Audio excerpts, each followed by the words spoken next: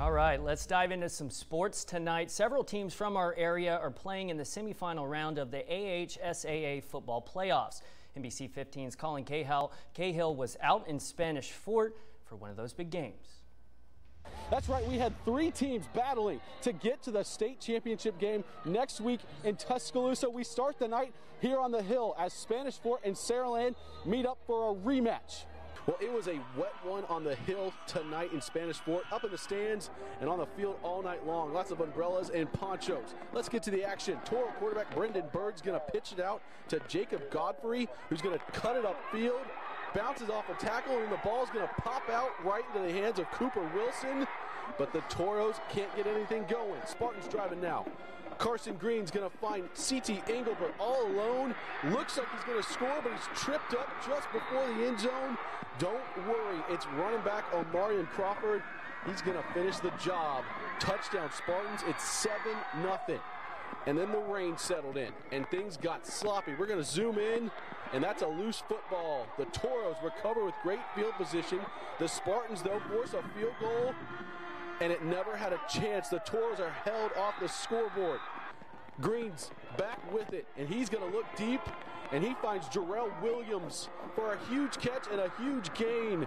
Corey Darrington's going to get the handoff here. He finds a big hole. He's going to run into his own man, and then he gets hit, and he fumbles. The Toros recover.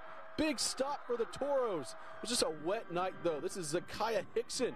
He's going to take it, and he fumbles. And the Spartans recover. The Spartans would take a 7-0 lead at halftime. But the Toros stormed back in the second half. They ended up winning 13-7. They stopped the Spartans inside the 10-yard line with under a minute to go in the game, winning it 13-7. In our other game tonight, we head back over to Mobile County as St. Paul's hosts Faith Academy in another rematch. The Saints took the first round of this matchup, winning 20-6 early in the season. First up, Faith's Colton Wood is going to throw it to Shamar James. He's going to break a tackle, spins out of another, and he's going to take it for a nice gain. Next play, bad snap, but Colton Wood's going to pick it up.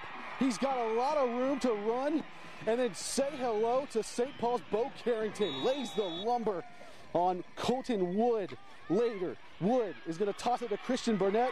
He's going to sneak out of our screen, and he's going to sneak into the end zone for the touchdown. That made it 7-7, but this game would go into overtime. The game would go into overtime with St. Paul's winning 21-20. The dream stays alive for Spanish Fort, and St. Paul's, they move on and will play in Tuscaloosa next week. Reporting in Spanish Fort, Colin Cahill, NBC 15 News. The Toros are back in the state title game for the second consecutive year. They will take on Pinson Valley. For the first time since 2017, the Saints will be playing for a state title in Class 5A. They will take on Pleasant Grove. And finally, Leroy's season comes to an end with a loss to Abbeville in the semifinals, 60-45. NBC 15 News will be headed to Tuscaloosa next week. We'll bring you coverage of these two schools as they fight for the famed blue map.